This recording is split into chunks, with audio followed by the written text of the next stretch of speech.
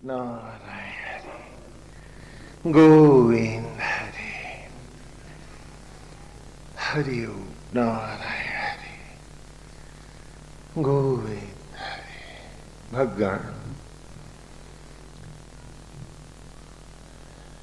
वेद की पावन गंगा में हम सभी अपने आप को पवित्र कर रहे हैं। मधुचंदा ऋषि की ऋचाओं में हम सब अपने आप को खोज रहे हैं। और अभी तक की ऋचाओं में हमने देखा कि वेद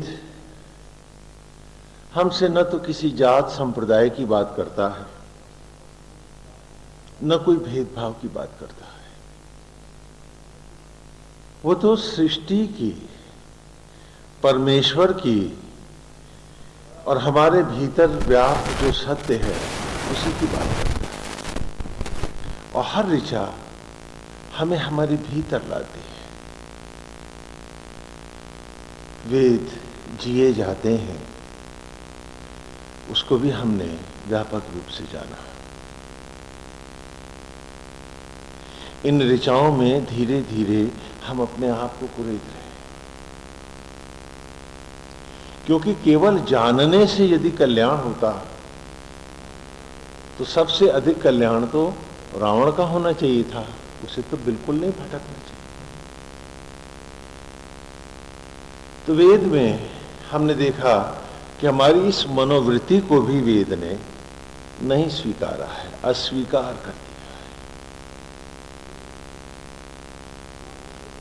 कि केवल ग्रंथों को जानने से, उनको रटने से, भजने और लादने से ही कल्याण नहीं होता है। उसे अपने जीवन का अंग बनाना पड़ता है, या सच पूछे तो उसी को संपूर्ण जीवन हमें बनाना होता है। न जाने कितनी बार, कितने जन्म, आवागमन तो निरंतर है। कितनी बार आप सबने वेद पढ़े होंगे, जाने होंगे, लेकिन जब दोबारा आप लौटे तो आपको कितने याद थे।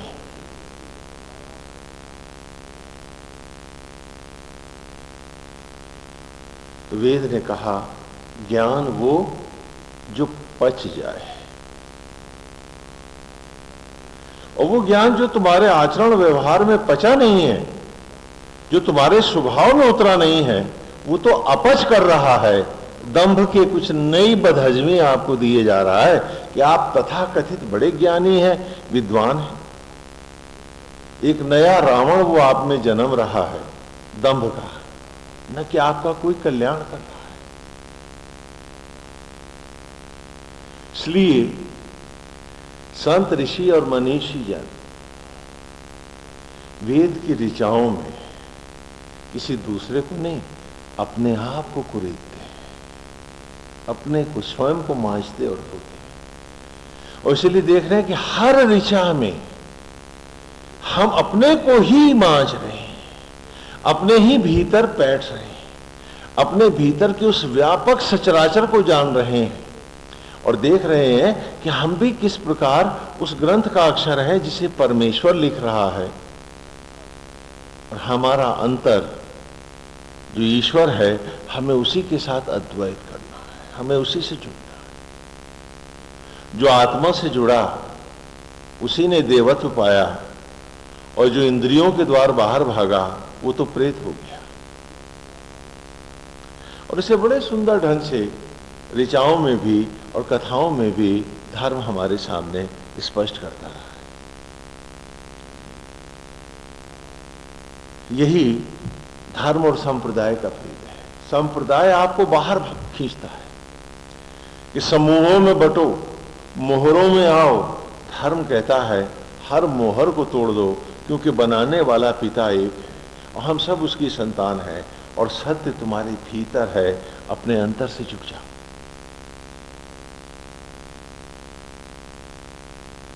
आज की ऋचा भी हमें कुछ इसी ओर लिए जा रही है। दूसरे सूक्त की ऋचाओं में हम हैं, थोड़ा सा उसको दोहरा लें। प्रथम सूक्त में हमने आत्मा की स्तुति करी अग्नि के रूप में कि हे आत्मा, हे ईश्वर, हे मेरे अंतर के देव, आप ही की कृपा से सांस है, धड़कन है, जीवन का हर क्षण है। आप ही मुझे चिता की राख से वनस्पतियों में और वनस्पतियों से इस दुर्लभ रूप में लाए हैं। और आज भी जो कुछ कर रहे हैं आप ही कर रहे हैं, मैं तो निमित्त हूं, क्योंकि आज भी ये शरीर मुझे बनाना नहीं आता। जिस दिन एक उंगली बना लूंगा उस दिन ये दंभ कर लूंगा कि मैं बड़ा विद्वान हूं, मैं बड़ा ज्ञानी हूं, मैं ही करता धरता हूं। जब तक तन का एक रोया न बनाना आया, आप ही बना रहे हो, तो मैं फिर आपका निमित्त हूं। मैं इस सत्य से विमुख होकर असत्य का आचरण कैसे करूंगा? जिस दिन मुझे कुछ अपने तन का बनाना आ जाएगा, उस दिन मैं घर परिवार की भी बात कर लूंगा। उस दिन मैं उसका विधाता बन जाऊंगा। उस दिन मैं ठेकेदारी और कबीलदारी की बात करूंगा। लेकिन आप ही आत्मा होकर मेरे जूठे अन्न को, जैसे आपने शबरी के जूठे बेर खाए थे, हे नारायण, हे राम, आज भी तो आप आत्मा होकर मेरी जूठन को रक्त में बदलते हो। मैं इस सत्य से विमुख कैसे हो सकता हूं कि आप ही मेरे उस जूठे अन्न को ग्रहण करते हुए उसी को रक्त, मांस, शक्ति और तेज में लौटा रहे हो। हे घटघटवासी, आज भी आप हर शबरी के जूठे बेर खा रहे। धिक्कार है उसको जिसने सत्य को नहीं स्वीकारा और दंभ का रावण बन के बैठ गया कि मैं करता हूं। तो आज सत्य हमने पा लिया है कि हम निमित्त हैं। आज गीता का वो तत्व कि जहां कृष्ण अर्जुन से कहते हैं कि हे अर्जुन, निमित्त मात्र, ये युद्ध तो मेरे द्वारा लड़ा जा रहा है, तू निमित्त मात्र होकर युद्ध कर, अपने कर्तव्य से विमुख ना। तो संपूर्ण बाह्य जगत में आपका निमित्त बनकर घर और गृहस्थी में भी अर्जुन की तरह निमित्त मात्र अपने संपूर्ण कर्तव्यों को पूरी ईमानदारी से धारण करता हुआ अनासक्त भाव से मुझे आप ही मुझसे अद्वैत करना है, ये सत्य हमने पहले सूक्त में पाया है। और आत्मा से कहा कि आज फिर आप यज्ञ के अधिष्ठित देव बनो, क्योंकि आज भी आप हो सचराचर में। और फिर दूसरे सूक्त में हमने प्राणों से कहा है, अपने ही प्राणों को आवाज दी। ये कैसी बेखुदी है कि देवताओं के नाम पर भी मैं अपने ही अंतर को पुकार रहा हूं और सोचता हूं कि कहीं लोगों दूर वो बैठे हैं और आवाज उनको दे रहा हूं। तो दूसरे सूक्त में आरंभ में हमने कहा, वायवा ही दर्शते में सोमा अरम कृता तेषाम पाही श्रुति हवा। कहे प्राण वायु, वाया, आज आया ही आवाहन है आपका। सोमा अरम कृता, जीवन ज्योतियों से हर जीव को अलंकृत करने वाले, हर देह को वरद करने वाले, हे प्राण, उपाचार्य के रूप में जहां आत्मा आचार्य है, आप ही उपाचार्य हो। आज आवाहन है आपका, सोमा अरम कृता। आप उस यज्ञ में भी आए जिसका संकल्प आज हम सब ले बैठे हैं वेद की इस पावन राह पर, कि जैसे शरीर में को वो बनाता रहा है यज्ञों के द्वारा पिता, और इसकी रक्षा भी कर रहा है, भोजन को रक्त और ज्योति में बदल रहा है।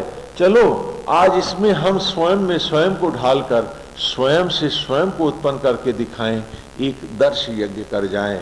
तो दर्शते में क्या आज उस दर्श यज्ञ को करें जो मनुष्य योनि का मूल है। क्योंकि ये भस्मी जब ब्रह्म ज्वालाओं में यज्ञ हुई, आचार्य और उपाचार्य ने यज्ञ करी, तभी तो ये अन्न बनी। राख को लकड़ियों पर जलाकर कौन है जो अन्न बना पाया। और वही वनस्पतियां जब इस देह में आचार्य और उपाचार्य के द्वारा ब्रह्म ज्वालाओं में यज्ञ हुई, यज्ञ की, आत्मा की अग्नियों में यज्ञ हुई, देविका अश्विना में जले, तभी तो वो रक्त मांस में बदल गर्भ में शिशु का रूप पाए। तो आज यदि मैं सोचता हूं कि मैं अपने जीवन को बाह्य जगत में, भौतिक जीवन में ही नष्ट करता हुआ कल चिता की लकड़ियों पर लेटूंगा, तो चिता की लकड़ियों से तो मैं आया नहीं था, क्योंकि मेरा उद्धार तो इन यज्ञ की ज्वालाओं में है, आत्म अग्नियों में है। तो आज मैं उस दर्श यज्ञ को करने आया हूं, जिसे श्रीमद् भगवद गीता में भी भगवान ने कहा कि अर्जुन, इस जगत की दो गतियां हैं, शुक्ल और कृष्ण। एक शुक्ल मार्ग है जिसका देवयान है, देव माने आत्मा, ईश्वर, मेरा अंतर, और दूसरा कृष्ण मार्ग है जिसका पितृयान है। पितृ कहते हैं ये शरीर कि वो पितृ जिनके अन्न से ये बना है, वो पेड़ों की लकड़ियों की चिता।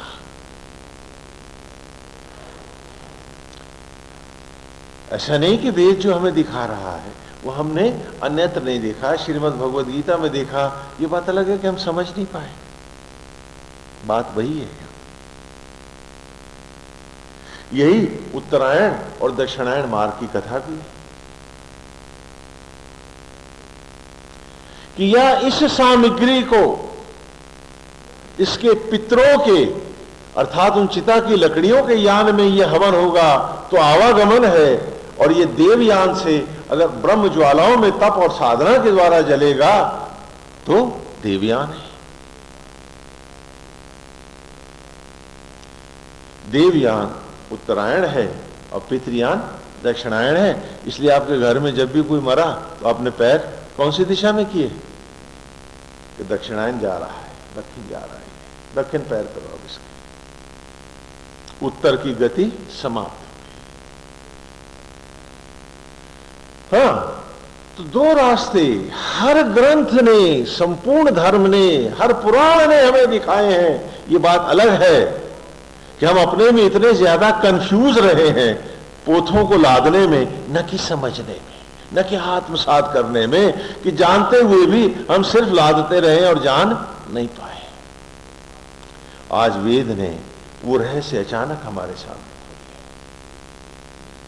कि yes, you have to wedge of departure.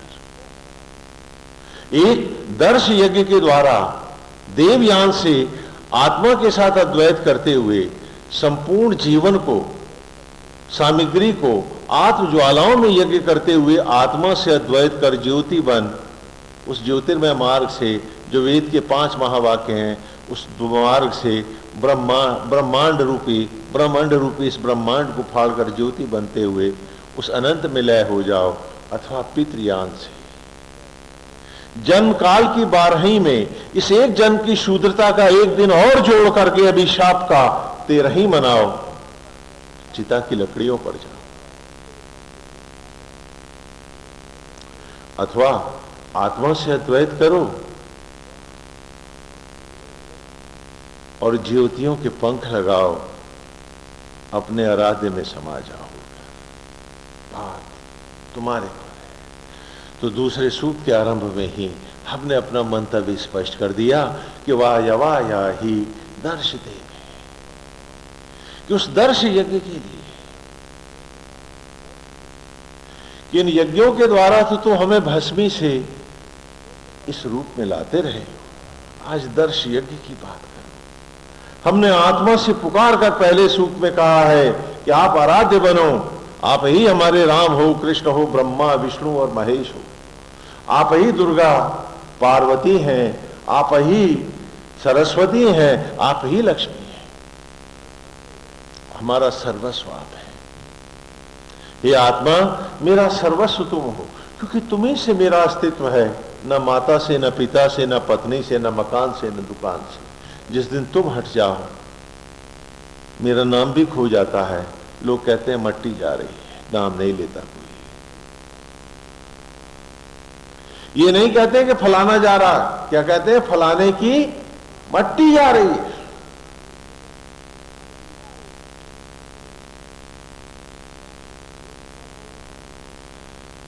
तो वो जो कल होना है आने वाला है, उसे आज अनुभूत करके वो जो होना चाहिए जिस उद्देश्य के लिए वो परमेश्वर मुझे उठाकर उभार कर इस मनुष्य योनि में लाया है, तो वो जो होना चाहिए आज उसी के लिए आतुर हूं मैं।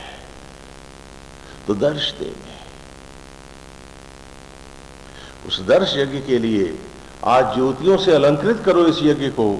और तेषाम पाही श्रुति हवम, और जब यज्ञ से जो नवजात रूप मेरा प्रकट हो, यज्ञ की भी रक्षा करो, उस शिशु रूप की भी रक्षा करो। क्यों? क्योंकि वायु उगते फिर जरनते त्वाम अच्छा जरितारा सुत सोमा अहर विदा, कि जब जब मेरे जीवन के स्तोत्र पहले भी क्षीण हुए, मेरा शरीर तंतु तंतु में छितराया, जब जब बन के बुनकर आत्मा मुझे भस्मियों से वनस्पतियों में और नवजात शिशु देह में यज्ञों के द्वारा लाया, मेरी जीर्णताओं को छुड़ाने के लिए सुत सोमा अहर विदा, निचोड़ कर प्राणों का अमृत आप ही ने तो मुझे नई सांसें दी थी।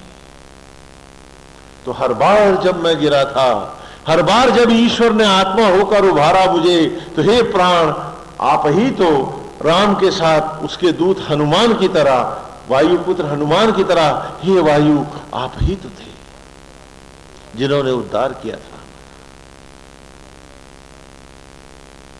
तो आज इस यज्ञ में भी आप हमारा कल्याण करो, इस यज्ञ के आप ही उपऋत्विज उपाचार्य बनो। जहां आत्मा स्वयं अधिष्ठित देव है, आप उसके साथ अच्छा वाक हो जाओ, उपऋत्विज हो जाओ। और तब कहा कि वायु तव प्रपंचति धेना जिगाहति दाशुषे उरुचि सोम पीत है, कि संपूर्ण अससा, देना माने सागर, प्रपंचति माने अनंत असीम, तो इस सचराचर रूपी अनंत असीम सागर में, इस संपूर्ण सचराचर में आप ही तो जिगतनु प्राणवायु हैं।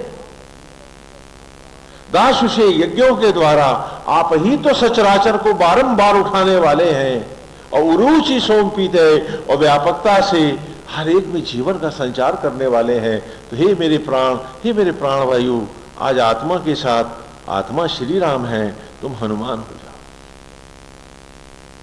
उपाचार्य हो जाओ, और फिर इस यज्ञ में मुझको भी आने दो, मुझे यज्ञ हो जाने दो, मैं जीव बनूं और फिर अपने को भी समर्पित कर। इंद्रवायु इमे सुता उप्रियोभिरागतम इंदवो वाम उशंति, कि आपके और आत्मा के द्वारा अर्जित उस अमृत को किसने पाया? इंद्रवायु इमे सुता, आपके द्वारा अर्जित उस अमृत को, उस ब्रह्म ज्ञान को, उस संजीवनी को कौन पाता है? उप्रियोभिरागतम, कि वो प्रयत, वो जितेंद्रिय जो पूरी प्रकार से बाह्य जगत से अपने आप को जीतता हुआ, अपने आप को अलग करता हुआ, एकाग्र और एकांगी होकर ब्रह्म ज्वालाओं में अपने आप को समाहित कर देता है, अपने आप को मिटा देता है, अपने ही अंतर में उस ईश्वर में जो समाधिस्थ होकर अपने भीतर बैठ जाता है। उप्रियोभिरागतम, वही उस अमृत को पाता है। इंदवो वाम उशंति ही, जैसे इंद्र का भेजा हुआ कच्छ उष्णन उष्ण शुक्राचार्य के बाएं अंग को फाड़कर मंत्र को लेकर प्रकट हो जाता है। इस प्रकार एक एक ऋचा ऋचा कर हम आगे बढ़ते रहे, और इन ऋचाओं के साथ ही हम अपने आप को जगाते रहे, अपने आप को प्रेरित करते रहे कि हमें भीतर जाना है। जो भी सत्य है वो भीतर है। बाहर उस सत्य की वास्तविकता हो सकती है, सत्य तो मेरे अंतर में है। ट्रूथ एंड फैक्ट, फैक्ट कहते हैं वास्तविकता। तो वास्तविकताओं से उभरकर जैसे न्यायाधीश सत्य पर, ट्रूथ पर आता है और निर्णय लेता है, उसी प्रकार बाह्य जगत की वास्तविकताओं को झेलते हुए हमें एक न्यायाधीश की भांति उस सत्य पर आना है और आत्मस्थ होने का निर्णय लेना है। हाँ, सत्य और वास्तविकता के भेद को थोड़ा और स्पष्ट कर दें। कल्पना कीजिए, सड़क पर तेज गाड़ी दौड़ रही है, कोई भी घटना ले सकते हैं। एक लड़का उस गाड़ी के नीचे कुचल के मर गया। सत्य क्या है? दुर्घटना हुई। सत्य क्या है? एक लड़का गाड़ी के नीचे कुचल कर मर गया। जब हम पूछते हैं क्यों मरा, कैसे मर गया, तो 20 व्यक्ति जो वहीं खड़े हैं वो मुझे 20 कथाएं सुना देते हैं। ये वास्तविकताएं, फैक्ट्स हैं। कोई गाड़ी वाले का दोष बताता है, कोई लड़के का, कोई कहता है लड़के का भी दोष नहीं, एक आदमी डंडा लिए उसे दौड़ा रहा था। कोई कहता वो जो ठिलिया खड़ी है इसकी वजह से जगह ही नहीं थी तो लड़का बच ही नहीं सकता था। कोई कहता यहां सड़क सक्रिय है। यानी एक ही घटना की 20 वास्तविकताएं तत्क्षण हो जाती हैं। जज के सामने भी जब मुकदमा आता है तो वो हर फैक्ट में से, हर वास्तविकता में से घूमता हुआ सत्य को खोजता है, और जब सत्य मिल जाता है तो जजमेंट डिलीवर कर देता है। क्योंकि फैक्ट सत्य नहीं होते, सत्य को खोजने के उपक्रम मात्र होते हैं। तो वह जगत वास्तविकता है, फैक्ट्स हैं। And truth lies with in your own self, तुम्हारे भीतर सत्य बैठा हुआ। यही हमने इन ऋचाओं में खोजा। और बाहर जाकर मेरा उद्धार नहीं, भीतर आकर ही मेरा उद्धार है।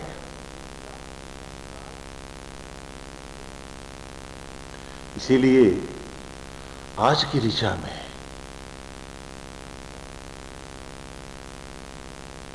जो हम अपने आप को कहने जा रहे हैं, इस ऋचा में कल्पना कीजिए कि घने वन में ऋषि बैठा है। ये ऋचाएं नहीं, लपटे हैं ये। जब वो मौन होकर के इन ऋचाओं के द्वारा अपने अंतर को, में अपने आप को पूछता है, तो सोचिए उसका रोम रोम कैसे ज्योति बनकर जलता होगा। जैसे क्रोध में आपका चेहरा तमतमा जाता है, भय में आपका चेहरा पीला पड़ जाता है, डर में आपका चेहरा सिकुड़ जाता है। अब हाँ, चोरी पकड़े जाने पर आपका चेहरा मुरझा जाता है। तो जब ज्योतियों के इन विचारों के साथ, ऑटो सजेशंस के साथ वो तपस्वी उस घनघोर वन में अपने भीतर जाता होगा, तो क्या उसका बदन लपट लपट नहीं हो जाता होगा? वो ऑटो सजेशंस के द्वारा अपने को मांझ ही नहीं रहा है, हो ही नहीं रहा है, अपने आप को प्रेरित कर रहा है, और मानसिक रूप से, सत्य रूप से भी वो अपने आप को उन्हीं लपटों में फेंकता चला जा रहा है। आज इन ऋचाओं का वो क्षण आप संभवतः भी अनुभूत न कर पाए। क्यों? क्योंकि हम सब बहिर्मुखी, आसक्त जगत ही हमारा सब कुछ है। वक्त लगेगा तो प्रवचन में जाएंगे, नहीं तो कोई जरूरी काम होगा तो प्रवचन तो छोड़ देंगे क्योंकि ना जरूरी काम है। पूजा छोड़ देंगे, टल सकती है, लेकिन फलाने की शादी में या मुर्दनी में नहीं गए तो कल को कितने उलाहने आएंगे, ये ज्यादा जरूरी है। देख रहे हैं? तो शायद हम इस क्षण को अभी न पी पाए, लेकिन आगे चलकर जब इन्हीं ऋचाओं को आप जीवन बना लेंगे, गुंजाते रहेंगे अपने अंतर को, तब आपको पता चलेगा कि ये ऋचाएं वेद की प्रलय की अग्नियां हैं, और ये अग्नियां ही हमारा उद्धार है। आज आप इसको सतह पर ले रहे हैं, इसमें डूब नहीं पा रहे।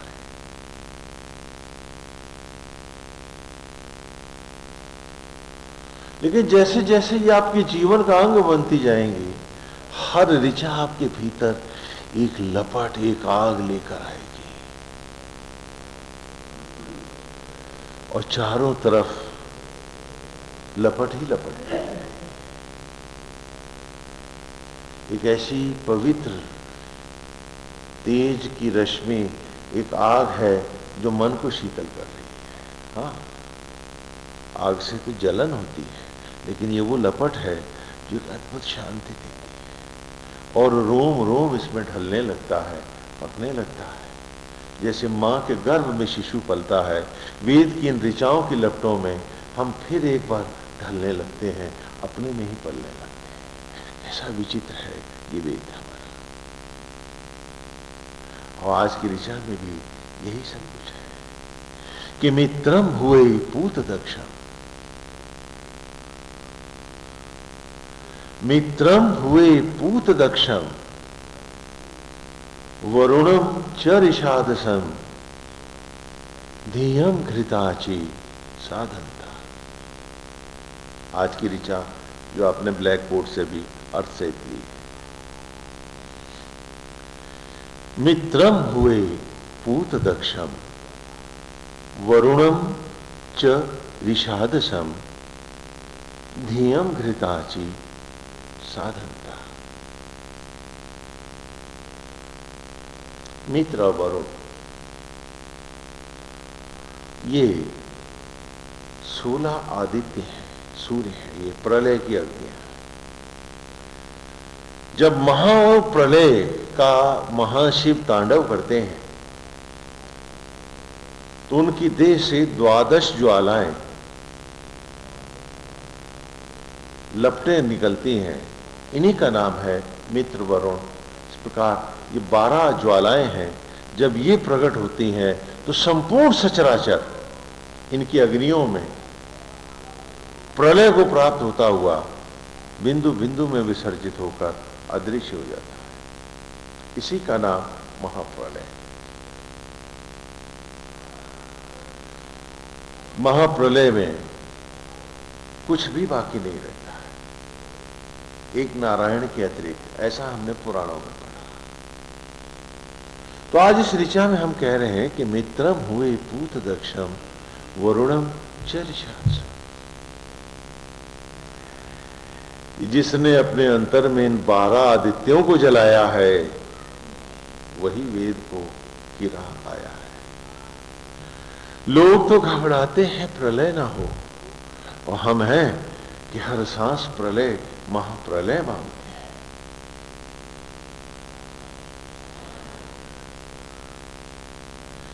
कि मित्रम हुए पूत दक्षम, वरुणम च ऋषादसम। कि जिसने अपने अंतर में मित्र और वरुण महाप्रलय के इन 12 आदित्यों को प्रज्वलित किया, दक्ष और उसकी अग्नियों में, दक्षम माने अग्नियों में हुए, ये उस यज्ञ की अग्नियों में हुए माने हवन यज्ञ, उन यज्ञ की ज्वालाओं में जलकर, तपकर, इन महाप्रलय की ज्वालाओं में तपकर हुआ जो पूत अर्थात पवित्र।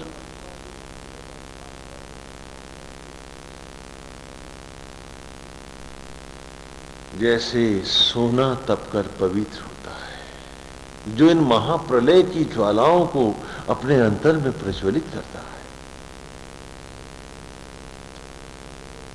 और इन पवित्र अग्नियों में अपने आप को पूर्णतः उन यज्ञ की ज्वालाओं में जला देता है, अपने आत्म अग्नियों में, और हो जाता है पूत पवित्र चा तथा ऋषादसम।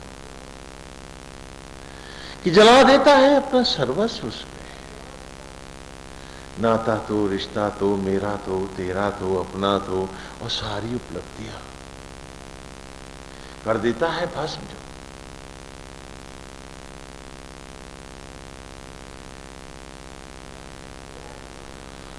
जला के सर्वस्व अपना, इच्छाएं, अतृप्तियां, सब कुछ जला देता है जो,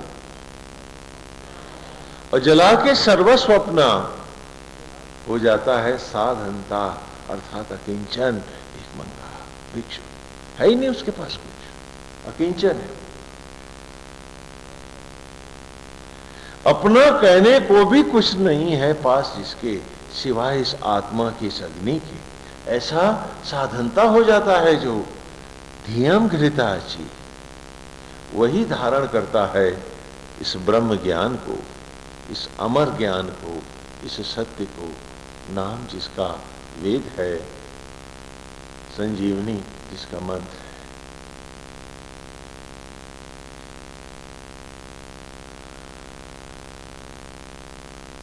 कैसी विचित्र बात है। आप लोग तो लखपति को रूपपति होना चाहते हैं। आप लोग तो चाहते हैं चारों तरफ आपकी जय जयकार हो।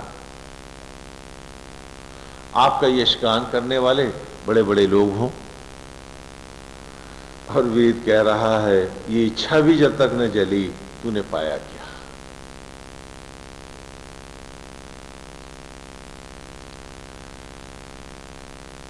कैसी बात है, विचित्र बात कि यहां तो हम अपनी पूंछ बढ़ाने में लगे हैं। ऐसा नहीं कि सिर्फ जानवर की ही पूंछ होती है। हर जानवर को शर्मिंदा कर दे, उससे भी बड़ी पूंछ आदमी की होती है। एक बार एक प्रवचन में एक विद्वान ने हमसे पूछा बीच में खड़े होकर, स्वामी जी हनुमान जी की कितनी बड़ी पूंछ थी। हमने कहा क्यों भाई, मैंने तो फीता लेके नापी नहीं थी, क्यों पूछ रहा है। कहला नहीं, सारी लंका जला दी उन्होंने। तो हमने कहा तू हनुमान जी की पूंछ के पीछे क्यों पड़ा, तेरी अपनी पूंछ का के बारे में क्या ख्याल है। कहने के मेरे तो है नहीं। मैंने कहा पूंछ की खातिर तो सारे के सारे मरे जा रहे हो। कि हमारी पूंछ बढ़े इसी के लिए हवन यज्ञ भी कराते हो, तो माइक लगा करके जरा जोर शोर से ओए फलाना तू आना, ठिकाना तू आना, अगर वो नहीं आया तो उससे समझ लूंगा। यही सब तो करते रहते हो कि कितनी कितनी पूंछ बड़ी, इसी में तो मरे जाते। पूछ रहे हो हनुमान जी की पूंछ। हाँ, बड़े बड़े नेता मिनिस्टर जबरदस्ती अस्पतालों में जाके लेट जाते हैं, रजिस्टर रखते हैं कितने लोग आए दस्तखत करें, देखें हमारी पूंछ कहां कहां तक है। और हमने कहा उन्हीं दिनों हमने कहा अभी इंदिरा जी का कैसा का वो हुआ, देहांत हुआ है, तो पर लोगों को पता चला कि 100 राष्ट्रों के राष्ट्राध्यक्ष यहां आए, इंदिरा जी की सबसे बड़ी पूंछ थी। तो मैंने कहा तू फिर एक हनुमान जी की लंका भर की पूंछ के लिए काहे परेशान है भाई। हा? पूंछ के लिए तो तुम सारे मरे जा रहे, और जिसकी पूंछ गई उसका तो सर्वस्व चला गया।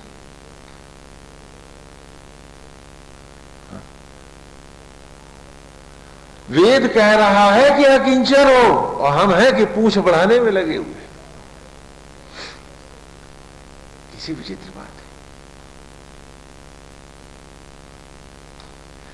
कोई काम भी करेंगे तो इसलिए कि हमारा जरा यशगान बढ़े। ध्यान भीतर नहीं बस बाहर ही बाहर है। आपने कभी भी हर पेड़ को देखा होगा अपनी जड़ों से चिपक के जी रहा है। आदमी ही वो बिरला भटका हुआ जीव है कि जड़ें कहीं हैं और पनप कहीं रहा है। जड़ से कट गया। जो भी जीव जंतु पेड़ है वो सिर्फ मनुष्य है, कोई पशु नहीं, कोई पेड़ पौधा नहीं। सब जानते हैं जड़ों से जुड़े रहो, और हम हैं कि जड़ों को नकारे हुए उसकी तरफ जाते भी नहीं। हमारी जड़ें भी तो हमारी आत्मा ही थी, लेकिन जड़ से कतई कट गए लोग हैं। ये जड़ों की ही कृपा है कि फिर भी दया करके सांस धड़कन जीवन का क्षण दे रहे हैं, वरना मट्टी के ढेरों में कोई हलचल होती क्या।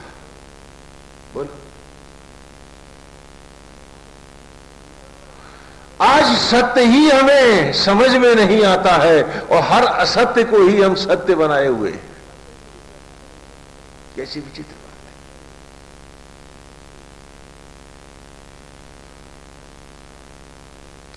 और उसी का ढोल और ढिंढोरा लिए घूमते हैं कि यही सब कुछ है, यही सब कुछ है।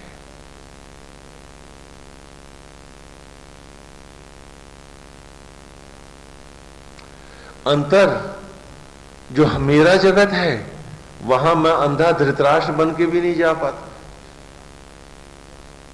गांधारी बन के पट्टी बांध के भी नहीं जा पाता हूं। क्यों? क्योंकि बाहर की हर आंख तो बाहर जो लगी है, भीतर कैसे जाऊं। जरूरत बाहर है, चाहत बाहर है, रहना बाहर है। ये बात अलग है कि सांस धड़कन सब भीतर से आ रही, भोजन को भी रक्त में मेरे अंतर की आत्मा ही बना रही, लेकिन तब भी फलाने की कृपा से जी रहा हूं, फलाने को मैं दया करके जिला रहा हूं। जबकि एक मुर्दे को सांस को दे के दिखाए तो मैं जानूं कि हां बड़े विधाता हो, 4 लोगों को जिला रहे हो। तो कैसी विचित्र बात है। हर उल्टा काम सही है हमारा, और जब उल्टा ही काम सच है तो सीधे की तरफ हम जाएंगे क्यों? आपका एक सच आज आपको बताऊं, आज से कई साल पहले की बात है। हाँ, क्षमा सहित। हाँ, उन दिनों गंगा प्रसाद मेमोरियल हॉल में प्रवचन होते थे, तो जाना पड़ता था। तो प्रवचन के बाद जैसे भीड़ लौटती है तो सहज भाव में उसके पीछे जा रहे थे हम भी। तो एक बूढ़ी मां ने दूसरी देवी से कहा कि बाबा बहुत अच्छा बोलता है, इसकी बात सीधी भीतर तक उतर जाती है, बहुत अच्छा कहता है, बस सब समझ में आता है इसकी बात। तो उस बूढ़ी को दूसरी ने कहा, जब उसने ऐसा कहा तो उसने कहा कि अपने लड़के को क्यों नहीं ले आती, दुनिया भर का बवाल करता फिर रहा है, सुन लेगा तो उसका भी कुछ सुधार हो जाएगा। कहने लगी ना, उसको तो ना लाती। बोली क्यों? अरे कहने लगी इसकी कोई बात उसके कलेजे में लगी, बाबा बाबा हो गया तो क्या बात है, बलिहारी है आपकी।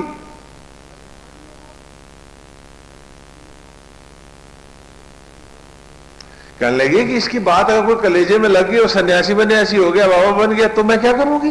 ना ना ना, उसको लड़के को तो ना लाती प्रवचन सुनाने। जरा सब अपना अपना अंतर टटोल डालो। तो आज तुम अपने साथ कितने ईमानदार हो कि हर सांस धड़कन जहां से मिल रही है, जो तुम्हारी जूठन को प्यार से रक्त में बदल रहा है, आज उसके साथ ही तुम बेईमान।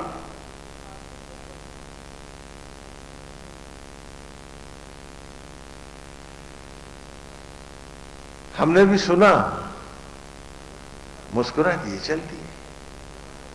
उसके कई महीने बाद अचानक एक दिन वहीं से गुजर रहे थे तो एक बुढ़िया ने हाथ दे के हमारी गाड़ी रुकवाई, रोक दिया, गाड़ी रोक दिया, आई पहुंच हुआ, कहला तुम बहुत अच्छा प्रवचन देते हो, और से देखा तो ये वही थी। तो हमने कहा हाँ हाँ, लेकिन तुम अपने लड़के को तो नहीं लाती थी ना, कहाँ है आजकल? कहने क्या बताएं, वो पड़ोस की लड़की लेके भाग गया और वो सब कह रहे हैं बुढ़िया तेरे को जला डालेंगे हम। अब मैं कहां से ला के दूं लेके, तो वो भाग गया। हमने कहा कोई बात नहीं, लड़की तो लेके भागा है, कोई सन्यासी अन्यासी तो नहीं हो गया। तो वो तुरंत मुझसे कहती है हाँ, इतनी तो कलेजे में ठंडक है।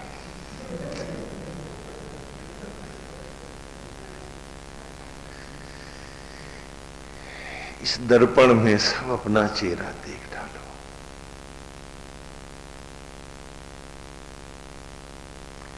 लड़का शराबी हो जाए, व्यभिचारी हो जाए, जुआड़ी हो जाए, स्मगलर हो जाए, सब चलेगा, लेकिन भूले से इस रास्ते पे ना है। क्यों महाराज? हाँ, सब सारे घर भर की छाती फट जाएगी, सारे रिश्तेदार गमगीन हो जाएंगे।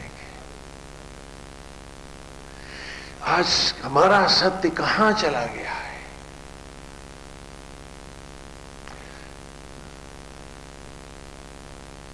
जबकि बनाने वाला नहीं बदला है, कुदरत नहीं बदली है, वो आज भी उस सड़ी हुई मट्टी को ही मनुष्य बना रही है और उसमें जिंदगी की सुगंध ला रही है और उसे धड़कनों से वरद कर रही है।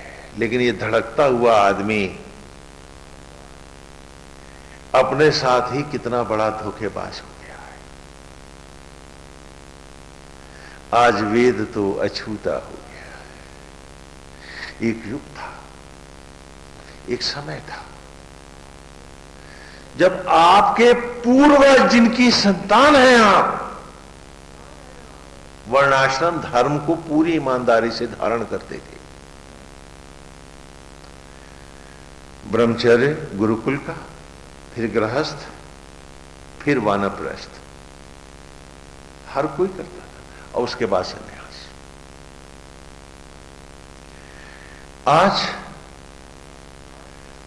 आज आप अपने दीवारों और मकानों के साथ एक दीमक बन के चिपक गए हैं, अपने तथाकथित परिवारों के साथ मनुष्य नहीं रहे।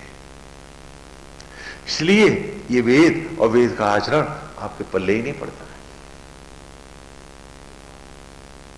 लेकिन वो आपके पूर्वज ही तो थे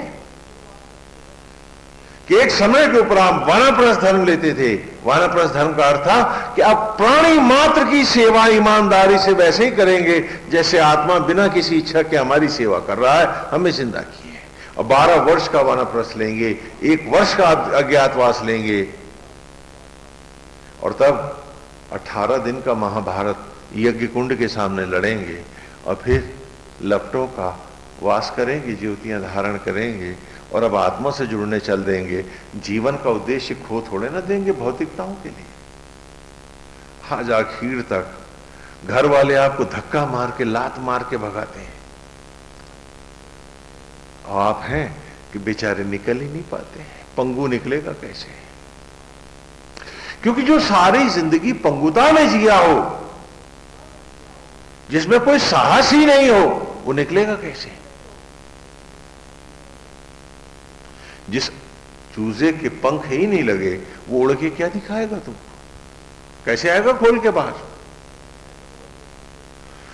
पंख कटे पंगुनु हो तुम, निकलोगे कैसे बाहर?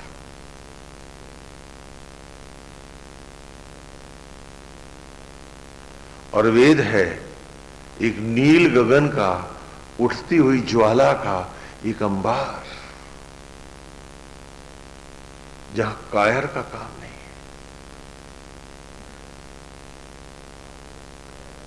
और आज अगर तुम निकल गए घर से बाहर, तो तुम्हारी सुविधाओं का क्या होगा? उसके बिना तुम मर न जाओगे।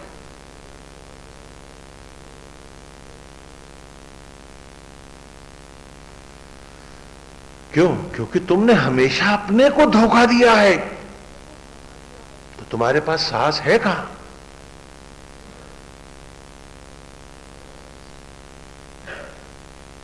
और ये एक विजेता का मार्ग है, यहां कायर का काम नहीं है।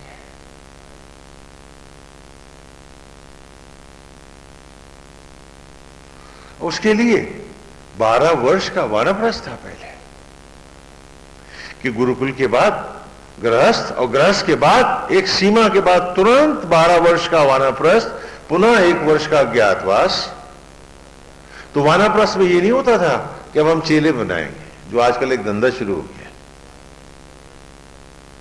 वानप्रस्थ का अर्थ था कि जैसे प्रभु आत्मा होकर मेरी जूठन को रक्त में बदलते हैं, जैसे वो घटघटवासी राम मुझे शबरी का प्यार दे रहे हैं, मेरे जूठे अन्न को रक्त में बदल रहे हैं, जो मुझे भस्मियों से वनस्पतियों में और वनस्पतियों से दुर्लभ तन में लाए हैं, और जो हर क्षण बिना किसी इच्छा और चाहत के मुझे बना रहे हैं, आज मैं वानप्रस्थ धर्म को धारण करता हूं, कसम खाता हूं कि इच्छा रहित होकर 12 वर्ष तक मैं उसके भाग की सेवा करूंगा, सचराचर की सेवा आत्मा की भांति ही करूंगा, कोई इच्छा नहीं रखूंगा, जैसे वो रखेगा वैसे रहूंगा।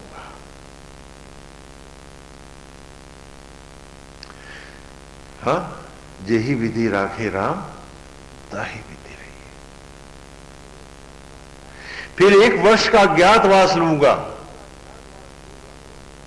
घनघोर वनों में तपूंगा, हिंसक प्राणियों के बीच में भी देखूंगा कि सब मुझे आत्मत स्वीकारते हैं, और तब आऊंगा कुरुक्षेत्र में 18 दिन का महाभारत यज्ञों का लड़ूंगा, और ये ज्वालाओं का वस्त्र धारण कर अग्नियों को समर्पित हो जाऊंगा। वेद ही जीवन, वेद ही राह, वेद ही सर्वस्व होगा मेरा। पर ये तब करूंगा जब भीतर जीऊंगा। आज भी भीतर से तो कोई वास्ता ही नहीं, अपनी जड़ों से तो कटा हुआ आदमी हूं मैं। और आज की ऋचा है सामने हमारे अमृत का एक कुंड है, लपट है एक ऐसी जो हमारे रोम रोम को पवित्र कर दे, हमको हमारे ही आराध्य से, हमारे ही अंतर से जोड़ दे। कि मित्रम हुए पूत दक्षम वरुणम च ऋषादसम धियम घृताची साधनता। कि जिसने अपने अंतर में मित्र वरुण आदि इन द्वादश प्रलय के आदित्यों को प्रज्वलित किया और इस प्रलय की अग्नियों रूपी हुए माने हवन में, यज्ञ में, पूत दक्ष इस यज्ञ की अग्नियों में जो हो गया पूत पवित्र च ऋषादसम, तथा जिसने हर असत्य और अज्ञान को जला दिया, हर अतृप्ति और इच्छा मार दी जिसने, और सबको जलाकर स्वामित्व को भी जला दिया जिसने, और बन गया साधनता अकिंचन धियम घृताची, वही इस ब्रह्म ज्ञान को, इस ब्रह्म विद्या को धारण करता है, वही सत्य को पाता है। आज आप वेद सुनते हैं, मैं आपको एक छोटी सी कथा सुनाता हूं। मैंने कहा था ना कि ऋचाओं के साथ ही वेद की पृष्ठ कथाएं भी हैं, उसमें बाद में आऊंगा, पहले एक कथा सुनाता। किसान था, बहुत गरीब था बेचारा।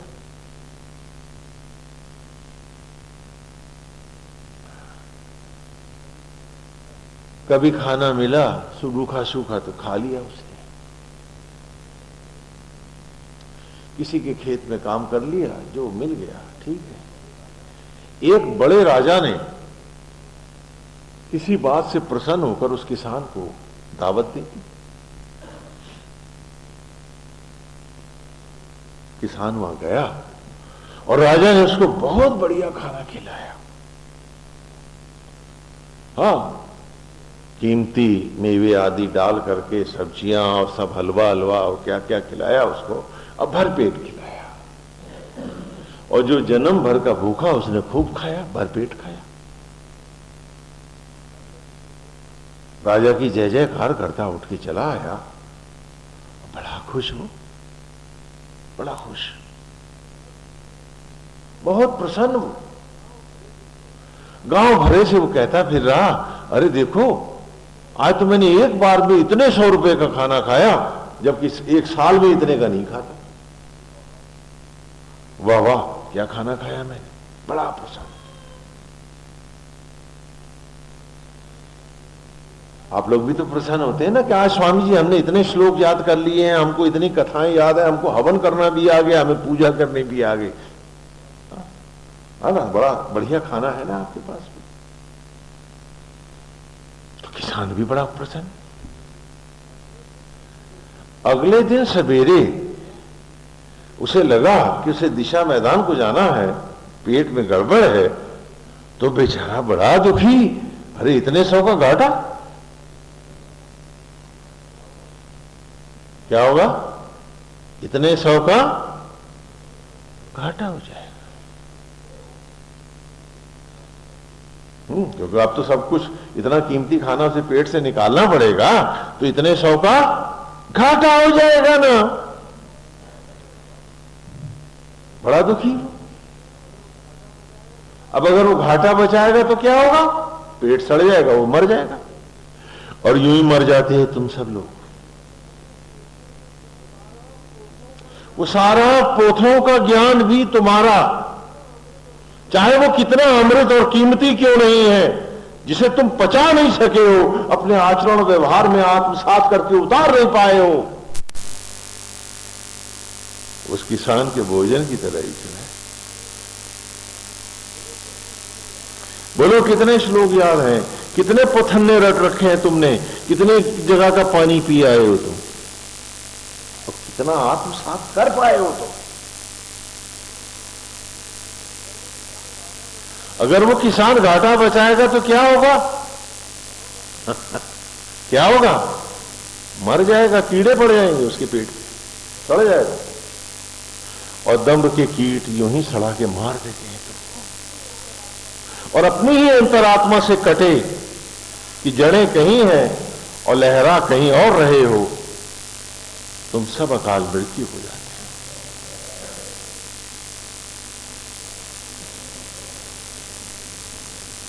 काश तुम समझ पाते कि तुम्हारा जीवन तुम्हारी आत्मा से है, न मकान से, न दुकान से, न पैसे से, न अमुक तमुक रिश्तेदार से, न अमुक तमुक दानी दाता से। इसने सांसें न दी तो कोई मुर्दे को आज भी सांस दे नहीं पाता है, फिर भी भीख मांगते फिरते और झांकते नहीं हो अपने अंतर में, जहां ऐसा अमृत का कुंड रखा है जिसका नाम ब्रह्म ज्वाला है, जो वो अग्नियां जो आज भी तुम्हें हर क्षण जीवित किए हुए।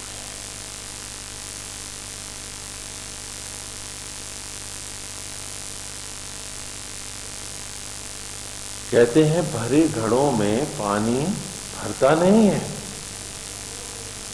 हाँ बोलो, भरे घड़े में कहीं पानी भर सकता कोई? एक बार क्या हुआ कि एक साहब के पास भरा हुआ घड़ा था, तो वो गए और किसी ने बताया कि इस कुएं में अमृत है। तो बोले पहला पानी तो वैसे ही भरा था, कीमती था ना, रखे रहे। और उन्होंने फिर घड़ा डुबाया, निकाला, देख रहा हूं कि इसमें तो अमृत नहीं। बताओ भरे घड़े में पानी भरता कैसे? और आज जब तुम पूर्वाग्रहों से भरे हुए घड़े हो, भौतिकताओं और वासनाओं को, ये वेद का अमृत भरेगा कैसे? पूछो अपने आप से।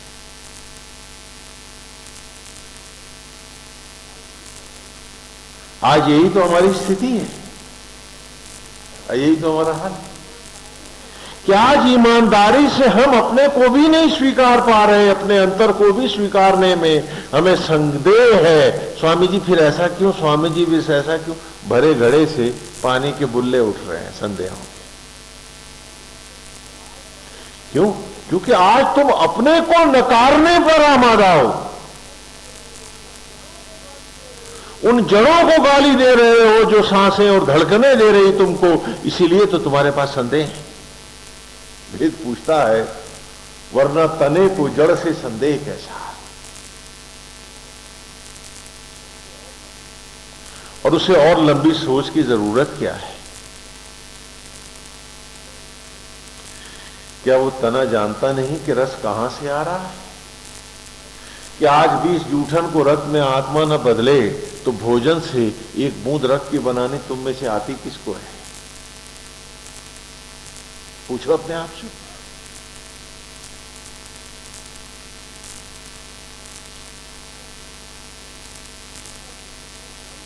पूछो अपने आप से, सवाल करो कि क्या तुम चिता की राख को बटोर कर एक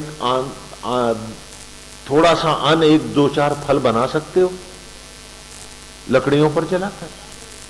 अथवा अन्न को जलाकर एक शिशु अथवा अपना शरीर का कोई अंग एक बूंद रक्त की बना सकते हो?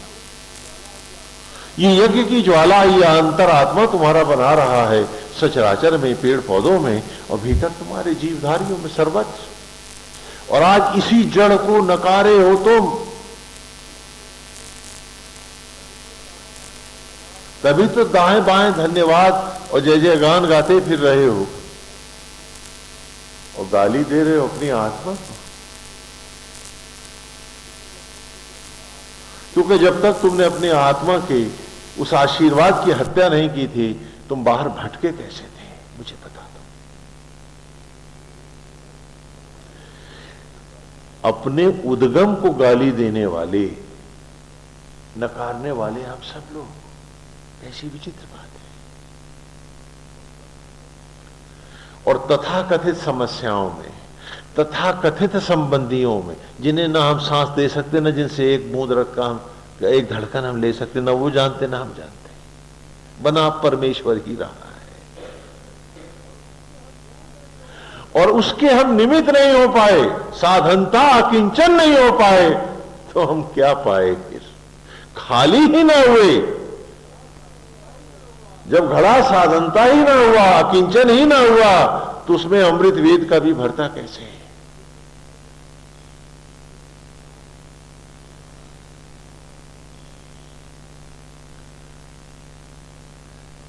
है ना। ऋष माने होता है मारना, हत्या करना।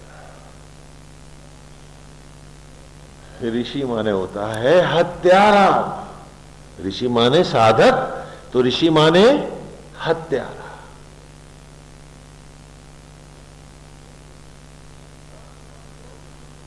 हाँ, अब आप कहोगे हमने तो सुना है संत हृदय नवनीत समाना, और स्वामी जी तो कह रहे हैं ऋषि माने हत्यारा, मर्डर। और हम ही क्यों कह रहे हैं? भगवान स्वयं गीता में कह रहे हैं अर्जुन से कि निर्मम हो, ममत्व से रहित हो।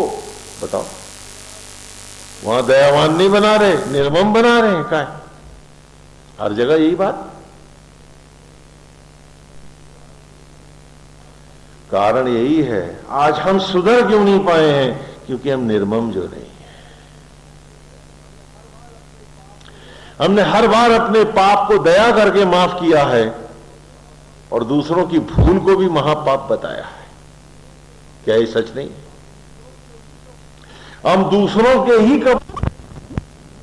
आज हमारे प्रति निर्मम नहीं है।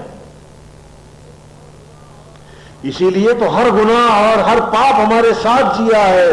अगर मरा है तो आत्मा का विचार मरा है, ईमानदारी मरी है, सच मरा है। हमने अपने हर गुनाह को, क्रोध को, झूठ को, ईर्ष्या को, द्वेष को, बदले की भावना को दया करके बड़े दयाद होकर हमने अपने को क्षमा किया, अपने इन दुर्गुणों को। ये तो ठीक है, उसके कारण हुआ, उसके कारण हुआ। हम निर्मम ही तो नहीं है।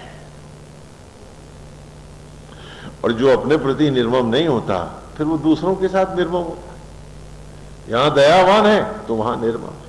और संत क्योंकि अपने प्रति निर्मम है, इसलिए दूसरों के प्रति दयावान है।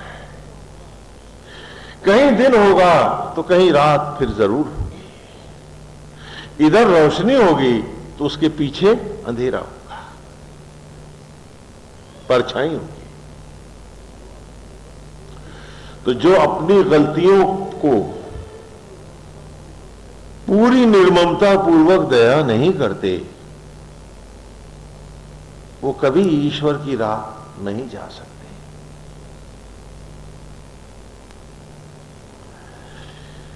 हत्यारे तो हम सब हैं। चाहे तो अपने विषयों की हत्या करें अथवा दूसरों की करें।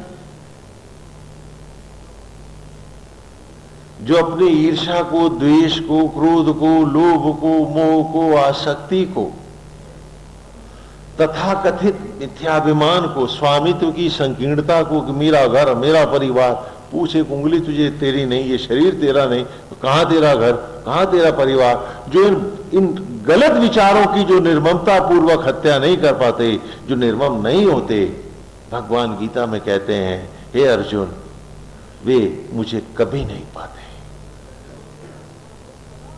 वे अपनी आत्मा को कदापि नहीं पाते हैं। उनका वस्त्र बदलना भी कैसा, उनका पूजा पाठ जप व्रत ये सब व्यर्थ हो जाते हैं।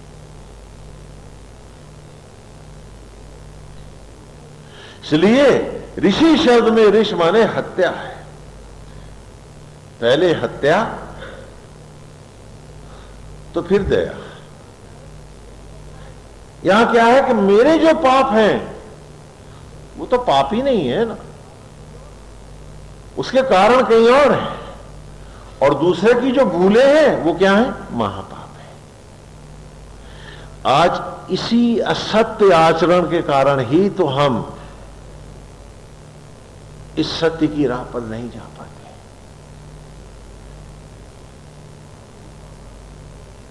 आज यही तो हमारा सबसे बड़ा विनाश बना है।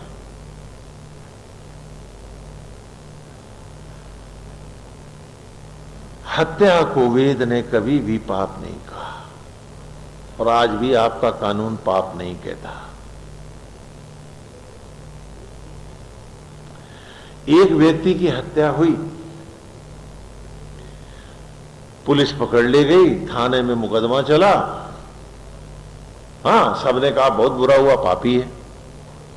क्या हत्या करने से पापी है? क्योंकि ऐसी जब उसने 200, 400, 500 हत्याएं की थी तो आप ही लोगों ने कहा था इसे परमवीर महावीर चक्र दे दो।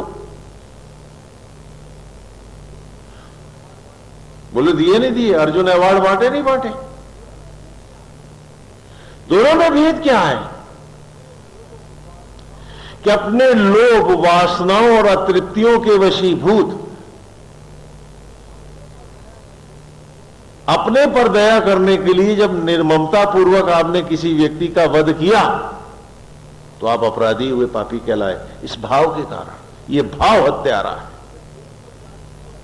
लेकिन जब देश और जाति की रक्षा के लिए आपने प्राणों को हथेली में लिया, शत्रु संघारे, तो आप इतनी हत्याओं के बाद भी आप क्या कहलाए? परमवीर महावीर। तो हत्या नहीं, हत्या के पीछे जो भाव खड़ा है, पुण्य और पाप, वहां खड़ा है। नहीं तो 200 हत्या करने वाले को या 500 हत्या करने वाले को आप इतना बड़ा अवार्ड क्यों देते, राष्ट्रीय सम्मान क्यों देते? आप बोलिए। और अदालत भी मर्डर के साथ मोटिव को ढूंढती है, और जब तक मोटिव नहीं मिलता निर्णय नहीं होता है। Motive is prime. और जब मेरा मोटिव मेरे प्रति दयाद्र है तो दूसरों के प्रति निर्मम है, और जब मैं अपने प्रति निर्मम हूं तो बाकी सबके लिए दयाद्र। इसलिए गीता में भी भगवान कहते हैं कि निर्मम हो। इसलिए ऋषि के लिए भी हमने ऋषि शब्द लगाया। ऋषि माने हत्या। और यहां देखो, यहां पर भी वही हाल है। जिसने 10 इंद्रियों के विषयों की, अतृप्तियों की हत्या की, जो इंद्रियों को जिसने नकारा, इनकी इच्छाओं, अतृप्तियों, विषयों, इच्छाओं की हत्या करी, वो ऋषि कहलाया। और जिसने एक आत्मा के उद्देश्य की हत्या करके 10 इंद्रियों को सराहा, वो आसक्त कहलाया।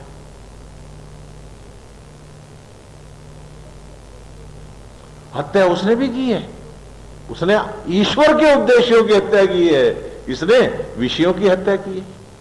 हत्यारे दोनों हैं, जो साधक है वो भी और जो विषयी है वो भी।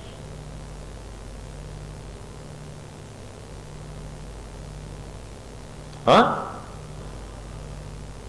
मैं आपको एक उदाहरण देता हूं।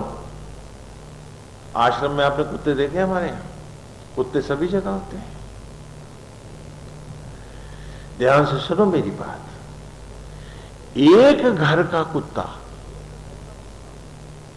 एक घर का कुत्ता,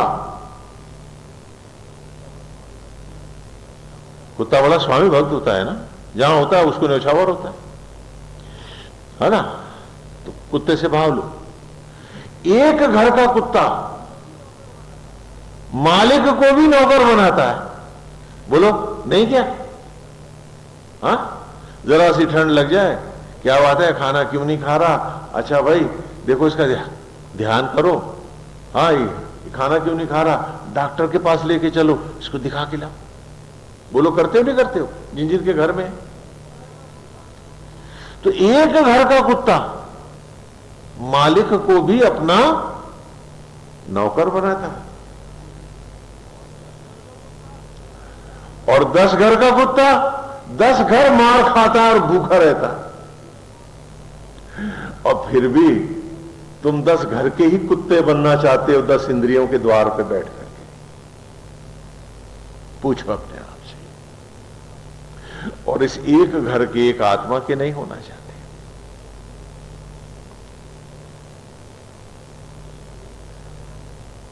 वो पशु होके भी जानता है कि अगर मैं एक पर न्यौछावर हुआ और वो एक मुझ पर न्यौछावर हुआ तो मेरा कल्याण ही कल्याण है। और अगर मैं 10 घर का कुत्ता बना तो 10 घर ही मार खाऊंगा और भूखा फिर रहूंगा।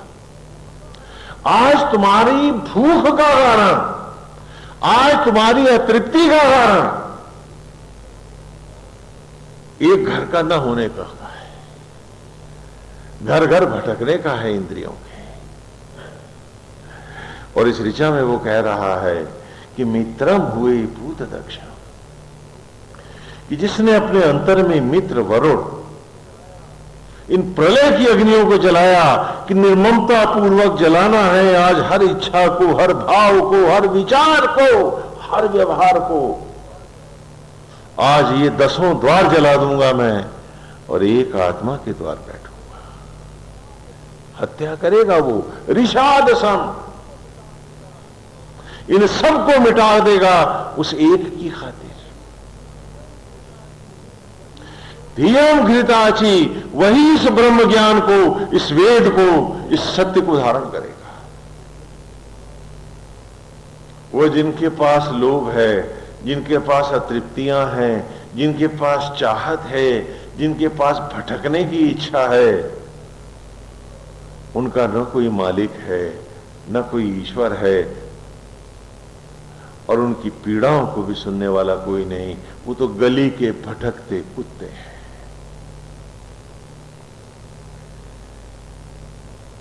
उन्हें कहीं सम्मान नहीं मिलेगा। और आज उसी सम्मान की प्यास में ही तो हम सब भटकते हैं और भूल जाते हैं कि सम्मान को मिटाने वाले हम ही तो हैं, क्योंकि हम एक घर के नहीं हुए, एक द्वार नहीं बैठे, हम तो द्वार द्वार भटकते रहे। और चाहा है कि कुछ द्वार और खुल जाएं हमारे लिए, कुछ मजबूत हो जाए हमारा संगठन। हम धर्म थे तो, हम संप्रदाय थे तो, हम जात थे तो, हम भटकने वाले कुत्तों से भटकते ही तो रहे थे। काश हम जान पाते कि हमारी जड़ें हमारी आत्मा है, हमारी शक्ति हमारी अंतरात्मा है, न कि mister X, mister Y, mister Z, मेरा घर, मेरा द्वार, मेरा मकान। कभी हम बाजार में सौदा बने थे और कभी खिड़की पर बिकने चले आए थे। बस यही जीवन था, यही सब कुछ होता रहा था। कभी हम नुमाइश में सौदा खरीद रहे थे और कभी हम थे कि नुमाइश बने हुए। और जिंदगी यूं ही जाती रही और अपनी जड़ों को हम एक बार भी न ढूंढ पाए, न टटोल पाए। आज इस वेद की ऋचा ने ये सत्य दिखाया।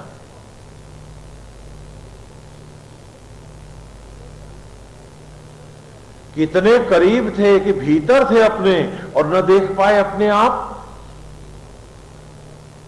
और जिनके न हो सकते थे हम कभी, उन्हीं के लिए मरे हम, जिए हम, उन्हीं के पीछे भटकते रहे हम, जो न कभी साथ आए न साथ गए। जो साथ आने वाला था वो तो एक अंतरात्मा था, जिस जिस योनि में गए वही आया हमको सांस और धड़कन देने। अकेला साथी हमारा मेरा अंतरात्मा था, और फिर भी हम थे कि इसी को काटे हुए थे, हत्या इसकी किए हुए थे, तभी तो बाकी सबके प्रति बड़े दयावान बने हुए थे। वेद ने कहा, जो अपने अतृप्तियों और इच्छाओं की हत्या नहीं करता, वो निश्चित रूप से ईश्वर की और उसके भाव की, उसके प्रेम की, नारायण की हत्या करता है। जो अपने दंभ, क्रोध और आवेश को सही मानता है, उसका कोई ईश्वर नहीं होता, क्योंकि वो तो ईश्वर का हत्यारा होता है। और जो इन सब का हत्यारा होता है वही ऋषि होता है, उसी का ईश्वर होता है, और वो एक पिता का होता है, और वो पिता भी उस पर न्यौछावर होता है। क्योंकि जब एक घर का कुत्ता होता है, तो जैसे कुत्ता मालिक पे न्यौछावर है, मालिक की नींद उड़ जाती है अगर वो बीमार हो जाए तो। और जो पालते हैं जाके देख लो, और तुमको पालने वाला तुम्हें पाल रहा और तुम उसके ना हुए, जाने किस किस के हुए, सिर्फ ना हुए तो एक उसी के ना हुए। कितनी विचित्र बात है। इस ऋचा में पृष्ठ में एक कथा भी खड़ी है दक्ष प्रजापति की, क्योंकि ऋचाओं के माध्यम से ही हम छात्रों को उस युग में पढ़ाते थे। जैसे कि इंद्रवायु इमे सुता में देवयानी और कच्छ की कथा है, तो यहां दक्ष प्रजापति की है। भगवान परम ब्रह्म के मानस पुत्र हैं दक्ष प्रजापति, नारद के मानस भाई भी हैं। दक्ष प्रजापति विष्णु के बड़े भक्त हैं, नारायण के, और ब्रह्मा जी के बड़े भक्त हैं। क्योंकि विष्णु में उन्हें ऐश्वर्य दिखता है और शिव उन्हें अकिंचन लगते हैं कि इसके पास क्या है, ये तो अवगढ़ बाबा है। और स्वयं मां भगवती दक्ष के घर पुत्री बन के जन्मती है।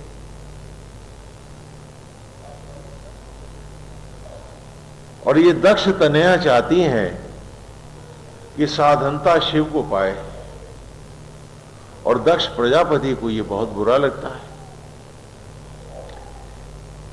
ये कथा कल आपको टीवी सीरियल पर भी दिखाई जाएगी, शिव की कहानी में, वो भी इसी ऋचा में है।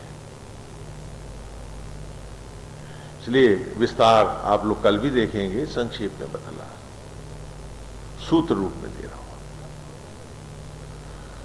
तो दक्ष प्रजापति अपनी पुत्री के मार्ग में स्वयं बाधक बन जाते हैं।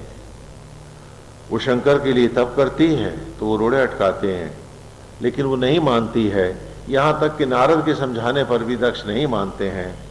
लेकिन जब उनके पिता ब्रह्मा उन्हें समझाते हैं और आदेश देते हैं कि वो ऐसा करें, तो बड़े बेमन से वो अपनी बेटी का विवाह महाशिव से कर देते हैं।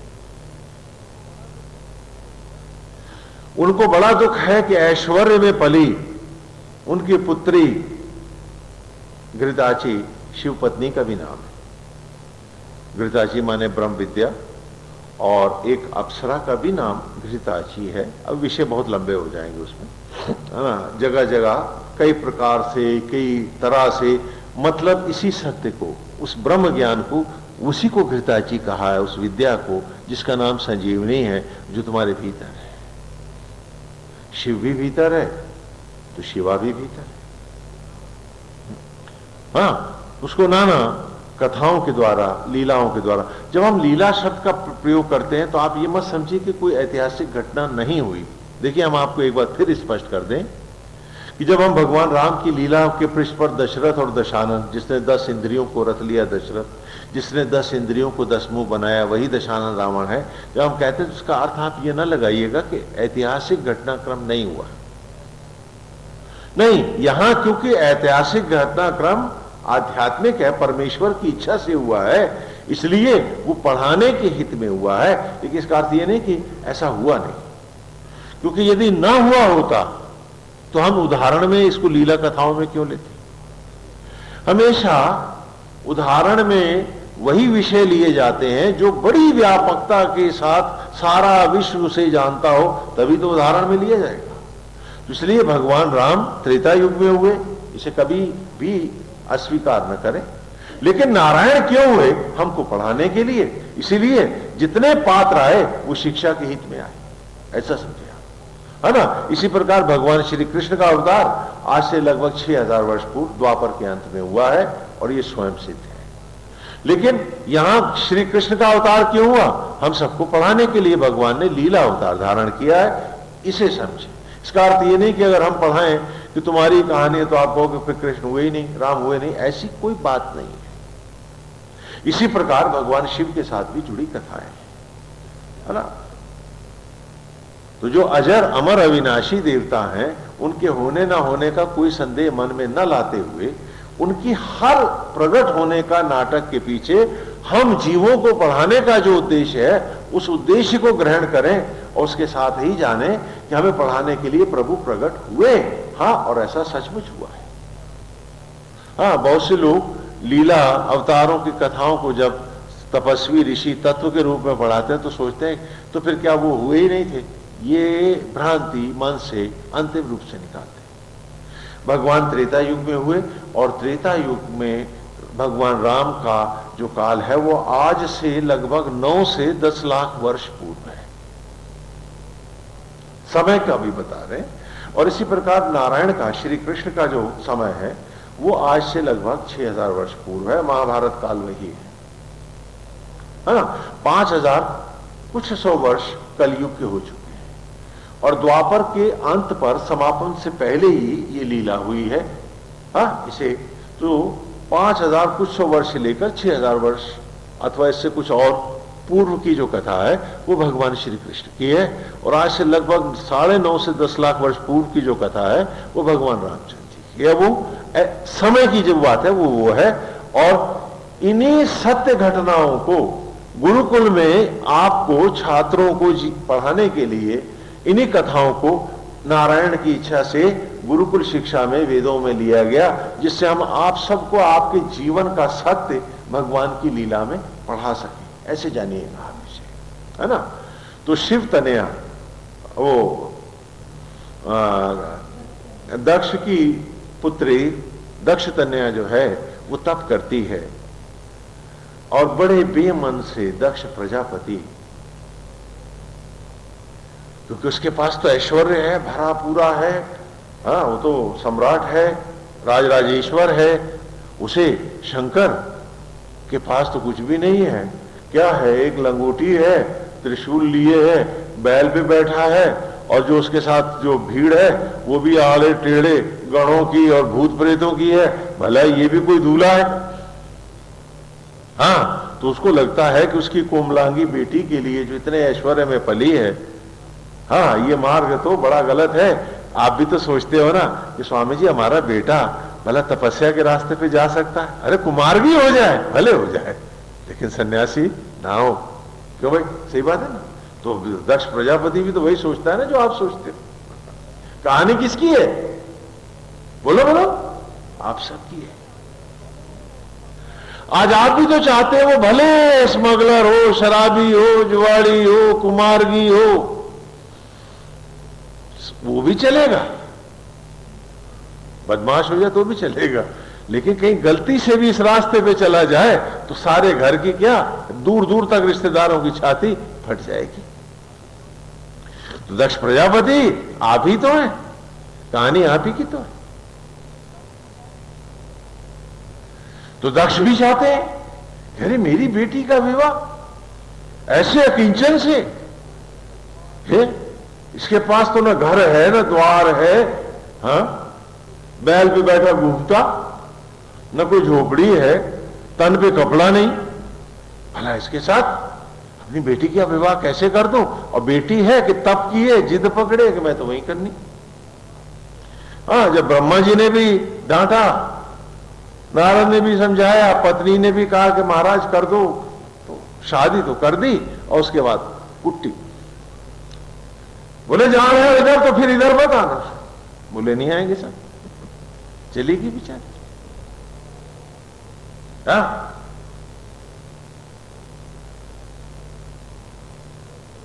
और दक्ष प्रजापति के मन में ये कितने बड़े ऐश्वर्य को, भरे पूरे घर को, भरे पूरे साम्राज्य को छोड़कर मेरी बेटी एक अकिंचन के साथ चली गई और उन्होंने यज्ञ रचाया। जब यज्ञ रचाया तो सारे देवताओं को तो बुलाया, भोले भंडारी को बुलाया ही नहीं, महाशिव बुलाया ही नहीं गए। कहते हैं रास्ते पर जाकर के भी अगर एक कीच रह जाती है तो वो महा पीड़ा और विनाश का कारण बनती है। दक्ष सुता शिवानी हो गई, लेकिन भाव दक्ष सुता होने का उसके मन में बना रहा। गीता में भगवान ने कहा कि अर्जुन, नाव में रखा हुआ दीपक किसी एक वायु के द्वारा प्रताड़ित होकर बुझ जाता है, वैसे ही इस जीव का मन किसी एक संबंध के साथ जुड़ा हो तो वो फिर मुझे नहीं पाता है।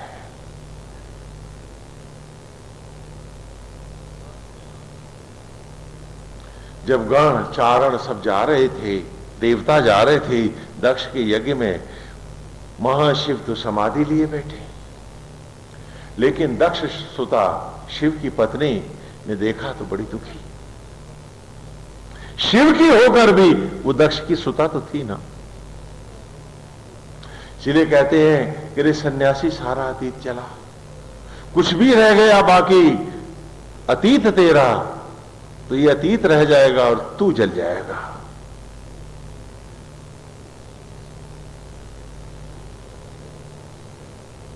जैसे दक्ष सुता अपने पिता के घर जाकर चली थी, तू भी जलेगा। ये अद्भुत कथाएं हैं, नारायण की लीलाएं हैं, हमें आंख खोलने के लिए है कि फाड़ो गांधारी की पट्टियां और अंतर के नेत्र खोलो।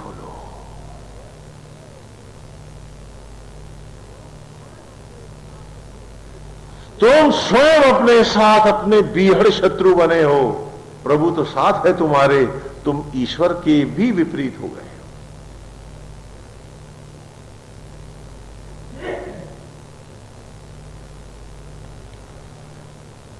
शंकर जी के पास गई कि मेरे पिताजी के यहां यज्ञ है, मैं जाना चाहती हूं। भोले बाबा ने बहुत समझाया कि मत जाओ, अपमानित होगी, नहीं मानी। इतना तप किया रुद्र को पाने के लिए और न छोड़ पाई तो एक अतीत का क्षण। हम सब भी तो यही करते हैं, चाहते हैं कि हिमालय पर्वत पर जाके बैठे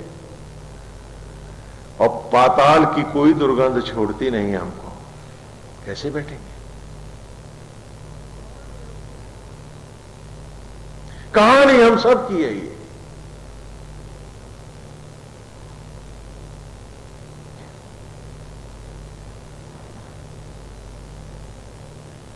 रुद्र ने गणों के साथ भेज दिया उनको, नंदी भी के। वहां पिता ने घनघोर अपमान किया बेटी का, बहनें मिली, प्यार से मिली, सब कुछ भी हुआ, लेकिन मेरा बाप, मेरा पिता, मेरी बहन, मेरा परिवार आज दक्ष सुता के लिए दाह का कारण बन गया और शिव छूट गए। और यूं ही हम साधना छोड़ देते हैं, यूं ही हम तप जप छोड़ देते हैं, हमारा सर्वस्व लुट जाता है। हर रोज ऐसे ही तो ऐसे ही तो लुटते हैं हम। और कहते हैं कि हमने तो बड़ी मालाएं फेरी हैं। अरे क्या फेरा हमने, पूछो ईमानदारी से अपने आप से। अपमान हुआ घनघोर तो यज्ञ की अग्नि में कूद गई दक्ष सुता, हाहाकार मच गया। अरे ये क्या हो गया? शिव गणों ने सारा यज्ञ विध्वंस कर दिया और यहां तक कि उस ऐश्वर्यवान दक्ष की, प्रजापति के सारे ऐश्वर्य को तहस नहस कर डाला और उसका भी सर काट दिया, मिटा दिया उसको। आज दक्ष सुता का ये भाव कि वो मेरे हैं, आज उस घर को भी तो मिटा गया। और यूं हर रोज मिटते हैं घर हमारे और हम सब लोग। क्या कहते हैं, न घर के न घाट के, अब कैसे कहूं, आगे लगाऊं इसमें, धोबी के कुत्ते। यही तो अवस्था है हमारी। बड़े विद्वान हैं, बड़े शास्त्र हैं, सब कुछ पढ़ रखे हैं, एक भाव एक क्षण महाविनाश का होता है। गीता में भगवान ने कहा, एक हवा दिए को बुझा दे। ऐसे ही एक विषय के साथ जुड़ा मन सारे तप का विनाश कर जाता है और दक्षता के साथ आज यही हुआ है। फिर सारे देवताओं ने क्षमा मांगी, लेकिन उजड़ गई दक्ष सुता और यूं ही ये जीव चिता की लकड़ियों पर दक्ष प्रजापति के घर नष्ट हो जाता है। आत्मा का साथ जीव से, शिव आत्मा है और जीव दक्ष की बेटी है। दक्ष माने चतुर भी होता है ना, तो दक्ष सियाणे मन की बेटी, ये बुद्धि, ये चतुराई, ये जीव एक बार तप और साधना करके इस मनुष्य देह में इस आत्मा शिव को पा तो लेती है, लेकिन अपनी चपलता, चतुराई और बहिर्मुखी वृत्तियों के कारण दक्ष प्रजापति के यहां शमशान घाट में चिता की लकड़ियों पर इस आत्मा से बिलक हो जाती है। ये क्या रोज रोज की कहानी हम सबकी नहीं है, आप सबकी कथा नहीं है।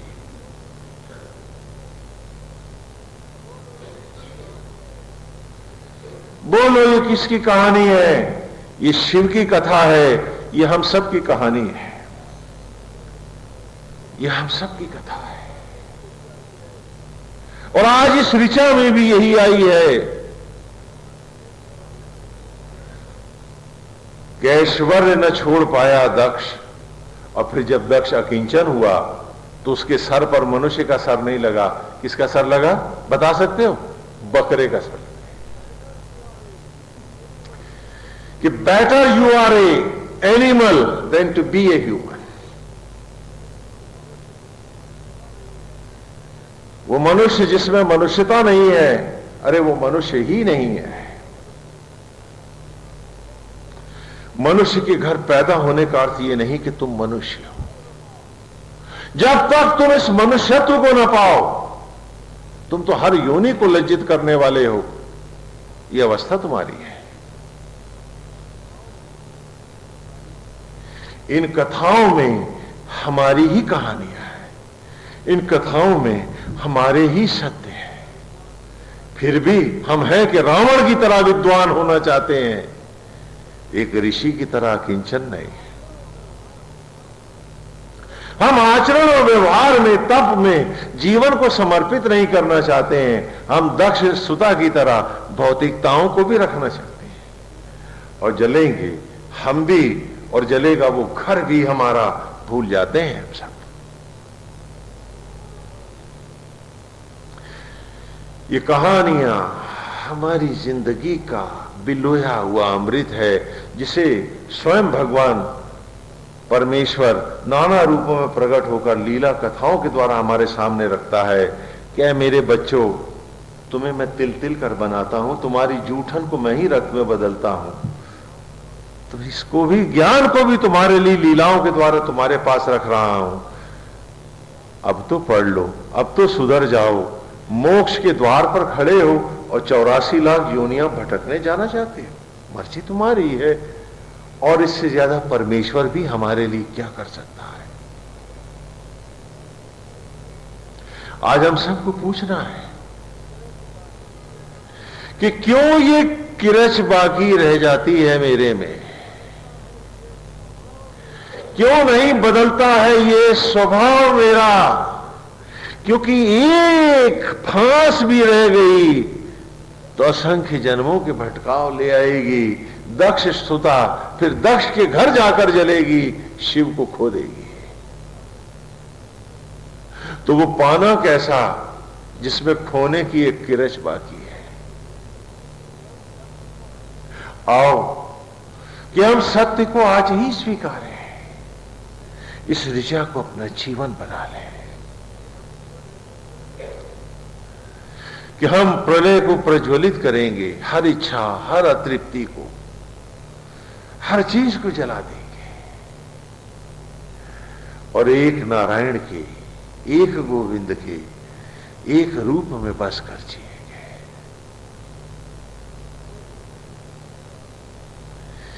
फिर ये सब न होगा, बार बार न लौटेंगे हम, बार बार न विचारों को उठने देंगे, इन्हें महाप्रलय में जलाएंगे, इनके बिंदु भी विसर्जित हो जाएंगे, फिर कभी न जुड़ पाएंगे, विचार बन के न लौट पाएंगे।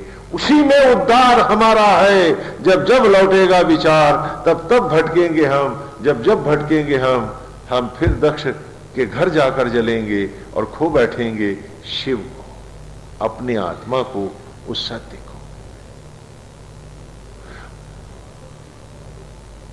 ये वेद की ऋचाएं नहीं, हमारे जीवन के बिलोए अमृत हैं। A practical way, a practical discipline to live upon like a human, a true human, एक सच्चे भक्त की तरह। एक सच्चा सुख है, एक सुखद द्वार है जो खुला है सामने हमारे। चाहें हम इस सत्य को स्वीकार लें और इस अमृत को अपनी राह बना लें, नहीं तो हमारी अतृप्तियां जिन्हें हम बड़ी ईमानदारी से सुगंध लगा लगा कर और बड़े बड़े बढ़िया आवरण दे देकर छुपाए हैं, यही हमारे भटकाव का कारण बने। दक्ष सुता दक्ष प्रजापति के घर उसकी यज्ञ का भी विध्वंस करेगी और वहीं जाकर जल मरेगी। लूट छूट जाएंगे शिव और फिर भटक भटक कर पुनः स्वयं शिव को पाएगी। जब देवता नहीं बचेंगे, परमेश्वर के साथ भी यही होगा, तो साधारण मनुष्य तू सोच कि तेरे साथ क्या होगा। अपने को भगवान बनाने वालों, ईश्वर बता रहा है कि इस विधाता के निर्णय पर शिव को भी सर झुकाना होगा, तो तेरी क्या गति होगी, तेरी क्या गति होगी, हम सब की क्या गति होगी, हम ईमानदारी से सोचना नहीं। हम सिर्फ अपने आप को धोखा दे रहे हैं। इसलिए मन में एकाग्रता हो, ईश्वर की शरणागति हो, उसकी मनोहारी छवि हो और उसी में डूब कर जीने का हर क्षण का भाव, और ये सत्य हमारे सामने रहे कि ये वही बना रहा है। हमें तो आज भी जब इस शरीर में हम निमित्त हैं, हर सांस धड़कन कोई और दे रहा, जब आज भी हमें उंगली नहीं बनानी आई तो बेटा बेटी किसने बनाया, हम निमित्त ही तो माता पिता हैं, वरना माता पिता वही है। क्या हम इतना सच भी नहीं स्वीकार सकते? क्या हम अपने भीतर इतनी सी ईमानदारी भी नहीं ला सकते? क्या हम सिर्फ झूठ के साथ ही जीना चाहते हैं? हम धोखे को ही सोने चांदी के वर्ग लगा करके ईगो, दंभ और मिथ्याभिमान बना करके सोटू से सोशल होना चाहते हैं, अथवा हम पूरी आस्थाओं के साथ, अपनी जड़ों के साथ, अपनी रूट्स के साथ जुड़ करके एक हरे भरे पेड़ की तरह हर सांस एक धड़कन जीना चाहते हैं। इस ईमानदारी की जरूरत है हमें। ये वेद की ऋचा आज हमें पुकार रही है, और वेद का ऋषि भी जब गुनगुनाता है इसे, तो उसका अंतर आंदोलित होता है। और क्यों ना होता होगा जब वेद को वो वन के एकांत में यूं गुनगुनाते होंगे, गाते होंगे, आहुतियां भले बाहर देते होंगे, जलते तो अंतर में ही होंगे। आए हम सब लोग भी सीधे बैठ जाएं, अपनी पलकों को झुका दें और उनकी उस मनोहारी छवि को मन में बसा लें कि मन उसके रूप रस